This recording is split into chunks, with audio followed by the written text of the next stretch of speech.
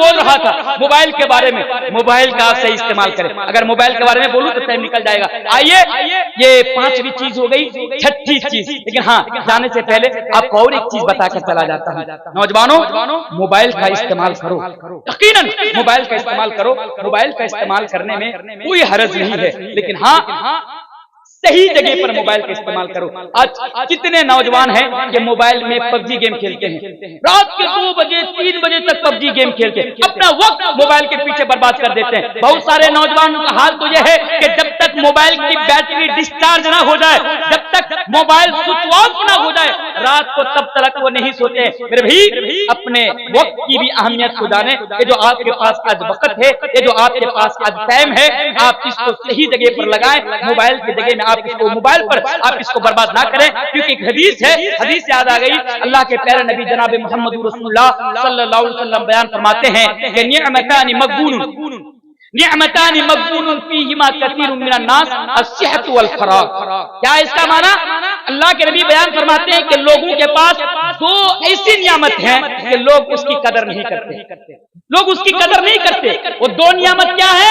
एक नियामत है तंदुरुस्ती। ऐ नौजवानों, अगर अल्लाह ने आज आपको तंदुरुस्त बना के रखा है, अगर अल्लाह ने आपको बड़ी बड़ी बीमारियों से बचा के रखा है, कैंसर की बीमारियों से महफूज रखा है, तो ऐ नौजवानों, आप अपने तंदुरुस्ती में ज्यादा से ज्यादा आप अल्लाह की इबादत कर ले, आप अल्लाह को राजी कर ले, अपने आप को ऐसा बना ले कि अल्लाह आपको पसंद करने लगे। और क्या? वल फराग, आज आपके पास टाइम है, आज आपके पास वक्त है, आप इस टाइम को, फुर्सत के वक्त को मोबाइल के पीछे में लूडो खेलकर, कैरम खेलकर, पबजी गेम खेलकर या किसी लड़की से चैटिंग वुटिंग करके आप इसको बर्बाद ना करें। आपके पास टाइम है, आप कुरान की तिलावत कर लिया करें। आप अच्छा कुरान की तिलावत, अल्लाह माफ करे। हाथ उठाने को अगर मैं कहूं, मैं नहीं बोलूंगा, अगर हाथ उठाने को कहूं, मेरे सामने कम से कम 1000 आदमी बैठे हैं। इन 1000 आदमी में ये बड़ी अफसोस की बात है हमारे लिए। अगर मैं बोलूं हिंदी पढ़ना किसे किसे आते, सब हाथ उठाए। अगर मैं कहूं बंगला पढ़ना किसे किसे आते, अक्सर लोग हाथ उठाए। अगर मैं कहूं कि इंग्लिश पढ़ना किसे किसे आते, अक्सर लोग हाथ उठाए।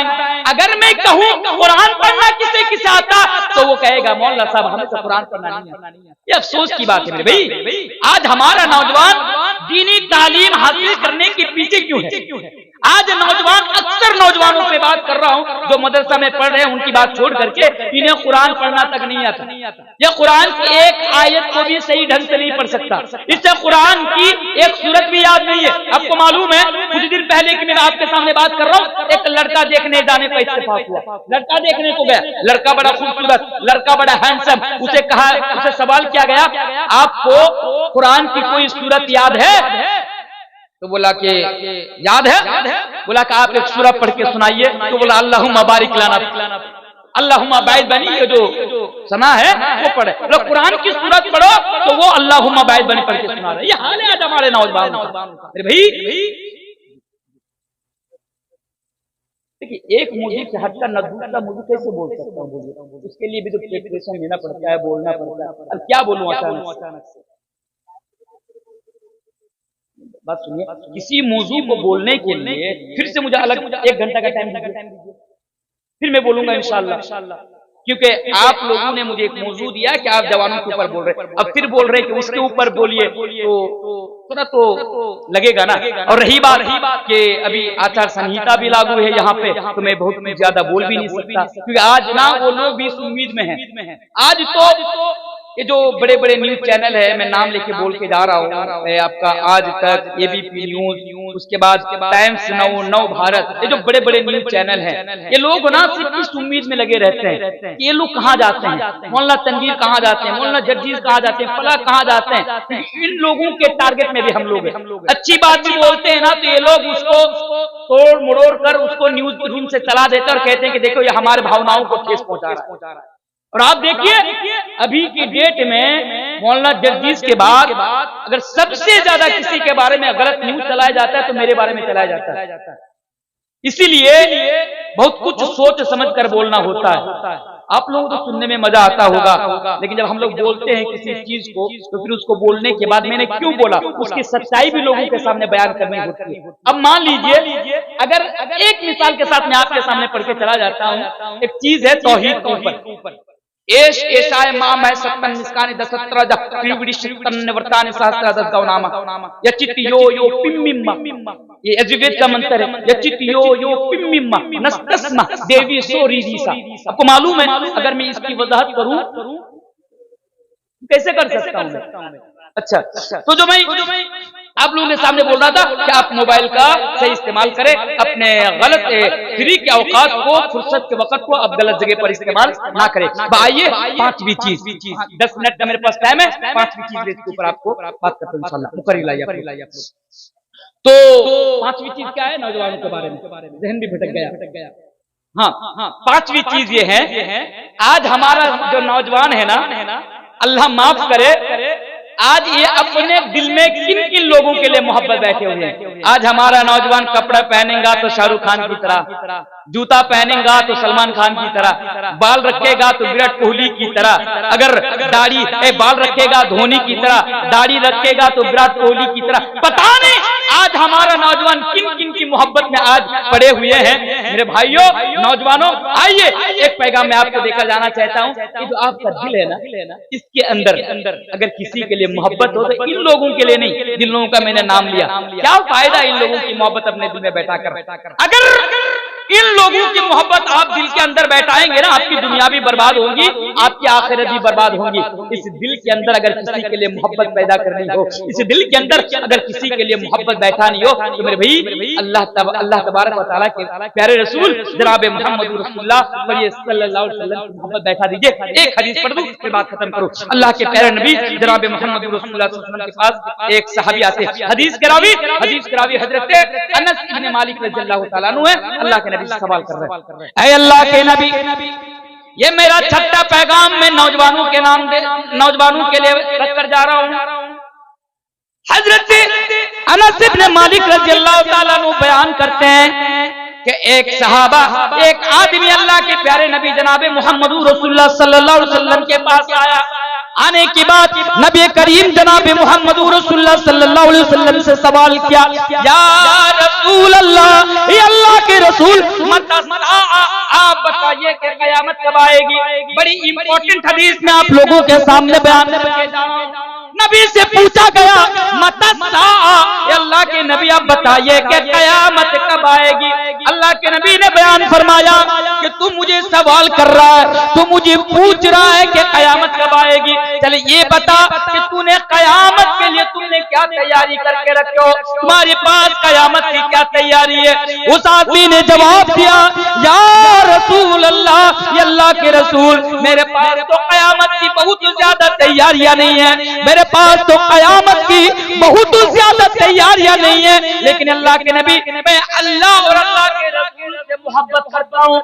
ऐ नौजवानों, ये हदीस मैं सिर्फ और सिर्फ आप लोगों के लिए पढ़कर जा रहा हूँ। उसने कहा कि मेरे पास क़यामत के लिए तो बहुत ज्यादा तैयारी नहीं है, लेकिन मैं हाँ अल्लाह और अल्लाह के रसूल से बेइंतहा मोहब्बत करता हूँ, बेइंतहा प्यार करता हूँ। अल्लाह के नबी ने बयान फरमाया, और दुनिया वालों सुनो, उसको जवाब दिया कि याद रखो, दुनिया के अंदर जो जिससे मोहब्बत करेगा कल क़यामत के दिन वो उसी के साथ रहेगा। यानी बताने का मकसद ये है कि अगर आप दुनिया के अंदर हमारे नबी से मोहब्बत करेंगे, अगर कदम कदम पर रसूल को सामने रखकर जिंदगी गुजारेंगे, वो लोगों कल क़यामत के दिन आप नबी के साथ होंगे। और नौजवानों, कल क़यामत के दिन आप नबी के साथ होंगे।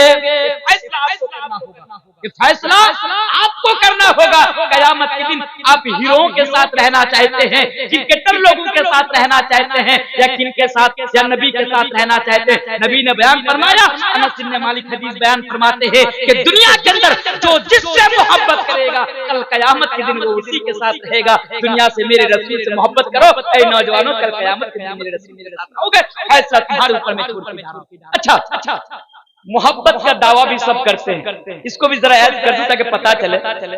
एक एक नौजवान से अगर खड़ा करके पूछा जाए, नबी से मोहब्बत करते हो? बोला करता हूँ। बोला नबी के लिए जान दे सकते हो? बोला दे सकता हूँ।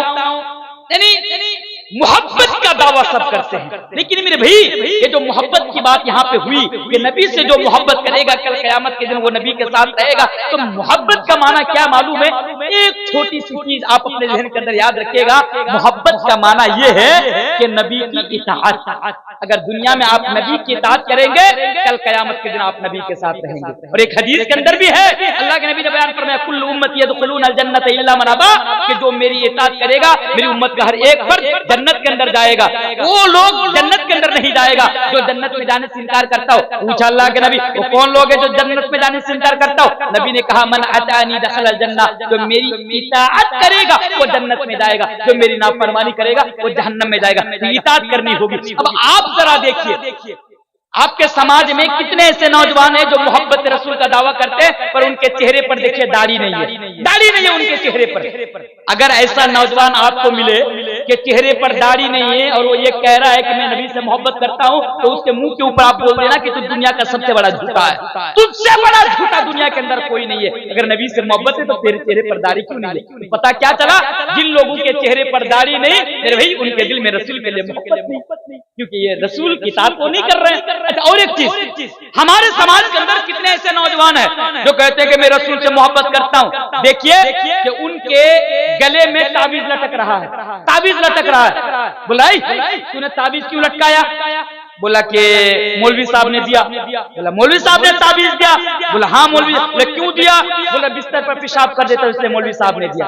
अरे नालायक, ताबीज लटकाना ये शिर्क है, नबी ने मना किया, मन तअल्लक़ तमीमतन फ़क़द अशरक, तुम ताबीज ना लटकाओ, ये शिर्क है, ये बड़ा गुनाह है। उनसे मना करो तो कहते कि नहीं मौलवी साहब ने दिया, बिस्तर पर पेशाब कर देता हूँ। तो मौलवी साहब की बात मानेगा या रसूल की बात मानेगा, जिससे तुझे मोहब्बत है? अच्छा, और एक बात, बहुत सारे नौजवानों को आप देखेंगे कि हाथ की उंगली में सोने की अंगूठी पहने हुए, सोने की अंगूठी पहने हुए हैं। अब उनसे कहो, सोने की अंगूठी तुम्हारे लिए पहनना हराम है, तुम सोने की अंगूठी क्यों पहन रहे हो?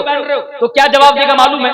अगर आप उससे बोलेंगे कि सोने की अंगूठी खोल दो, ये तुम्हारे लिए सही नहीं है, नबी ने मना फरमाया, तो कहेगा कि मौलाना साहब नबी ने तो मना फरमाया मालूम है, पर ससुराल की तरफ से मिली है, 2 दिन रहने दीजिए ना, ससुराल की तरफ 2 दिन रहने दिए। ये मोहब्बत नहीं। तो मोहब्बत क्या है?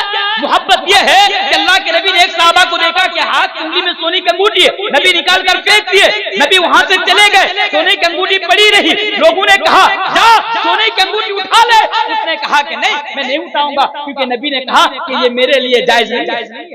उसने, लोगों ने कहा कि अरे बेवकूफ, उठा ले जा, तेरे घर में औरतें हैं, तेरे घर की औरतों को पहना दे, तेरे घर की औरतों के लिए तो जायज है, नबी ने तो औरतों के लिए मना नहीं फरमाया, मर्दों के लिए मना फरमाया। उसने कहा कि नहीं, मैं उस चीज को उठाकर अपने घर की औरतों को पहनाना गवारा नहीं समझता, जिस चीज को मेरे रसूल ने अपने हाथ में निकाल कर फेंक दी। ये है मोहब्बत। कदम कदम पर रसूल की बात को मानना, रसूल के हुक्म को मानना, मेरे भाई इसे मोहब्बत कहते हैं। तो एक पैगाम में क्या बोल रहा था, ये मेरा 6ठा पैगाम है, 2-3 मिनट भी बाकी है। पैगाम ये है कि नौजवानों अपने दिल में गैरों के लिए नहीं, बल्कि अपने दिल में नबी करीम जनाब मोहम्मद रसूलुल्लाह सल्लल्लाहु अलैहि वसल्लम के लिए मोहब्बत पैदा करो।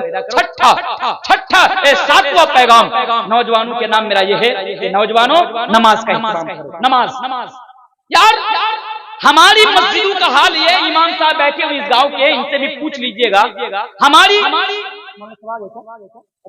मिनट माजरत के साथ, हमारी मस्जिदों का यह हाल है कि अगर चंद बूढ़े लोगों को निकाल दिया जाए तो मस्जिद में नमाज पढ़ने वाला ढूंढ कर भी नहीं मिलेगा। ये हाल है हमारी मस्जिदों का। भाई नौजवानों को क्या हो गया? जलसा कराने में आगे, चंदा देने में आगे, हर चीज करने में आगे, पर नमाज के मामले में पीछे। भाई आपने नमाज को क्या समझ के रखा है? भाई क्या है आपकी नजर में नमाज?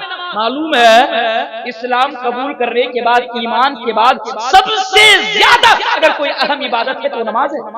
नमाज नौजवानों से पूछूं तो कहता है मौलाना साहब मेरा कपड़ा पाक नहीं रहते इसे नमाज नहीं पढ़ता। अरे नालायक, तू कपड़ा में हकता रहता है क्या है? मौलाना साहब पेशाब करके पानी ने क्या मना क्या है किसने पानी लेने को? भाई क्या उद्देश्य पेश कर रहे हैं? बहुत सारे नौजवानों को कहा जाए तो नमाज क्यों नहीं पढ़ता? कहता मौलाना साहब अभी नमाज नहीं पढ़ूंगा, जब बूढ़ा होऊंगा, बाल पक जाएगा, दाढ़ी पक जाएगी, तब जाकर नमाज पढ़ूंगा। अरे बेगैरत, अपने गांव के कब्रिस्तान में भी चला जाना, बहुत सारी कब्रें आपको नजर में आ जाएंगी। उन कब्रों के अंदर सिर्फ ज़ईफ लोग दफन नहीं है, आपके गांव के बहुत सारे नौजवान भी उस कब्रिस्तान के अंदर दफन है, वहाँ वो लोग भी आज वहाँ पे सोए हुए हैं। आप ये कैसे कह रहे हैं? एक मिनट का भरोसा नहीं, एक घंटे का भरोसा नहीं, और आप ये कह रहे हैं कि बूढ़ा होऊंगा तब जाकर नमाज पढ़ूंगा। मालूम है 25 अक्टूबर की रात, ये 25 अक्टूबर की रात को मेरा प्रोग्राम किशनगंज पबुआ खली में था। मेरा जो ड्राइवर था, उस ड्राइवर को मैंने रात 24 तारीख रात को मैंने फोन किया कि सुबह 7 बजे मुझे प्रोग्राम में निकलना है, तुम 7 बजे मेरे रूम में फ्लैट के सामने में आ जाना। जो मेरा ड्राइवर था, मालूम है 25 तारीख सुबह, उम्र क्या थी उनकी? 27-28 साल, बिल्कुल नौजवान, खूबसूरत, एकदम हट्टा कट्ठा। 7 बजे मेरे मोबाइल में उनके घर से खबर आती है कि सद्दाम इस दुनिया से रुखसत हो गए, इंतकाल कर गए। भाई मैं अपने ड्राइवर की बात कर रहा हूँ। 24 तारीख रात को बात होती है कि सुबह 7 बजे प्रोग्राम में निकलना है, तुम जल्दी आ जाना। 7 बजे 7:30 बजे घर से फोन आता है, खबर मिलती है कि वो इस दुनिया से रुखसत हो गए, और आप कहते हैं जब बूढ़ा होऊंगा तब जाकर नमाज पढ़ूंगा। नहीं मेरे भाई, नमाज का आप इंतजाम करें। ये मेरा 7वां पैगाम नौजवान का नाम था। मेरा टाइम भी हो चुका है, और ना मैं और एक चीज का यहाँ पर इजाफा करता पर यहाँ पर, और मैं आपका टाइम नहीं लूंगा। बस इतना आप लोगों के सामने मैं बताकर जा रहा हूँ कि जो 1.5 घंटा का मेरे पास वक्त था, हालांकि बड़ी गर्मी भी लग रही है, बोलने में बड़ी परेशानी हो रही है, फिर भी ये मेरी जिम्मेदारी थी 1.5 घंटा तक आप लोगों के सामने बोलना। हत्तल इम्कान जहां तक कोशिश हो पाया मैं आप लोगों के सामने 1.5 घंटा की बात रखे नौजवानों के ताल्लुक से, और मैंने 7 पैगाम नौजवानों के ताल्लुक से यहाँ पे देकर जा रहा हूँ। जाते जाते मैं अल्लाह तबारक व तआला से दुआ भी करता हूँ।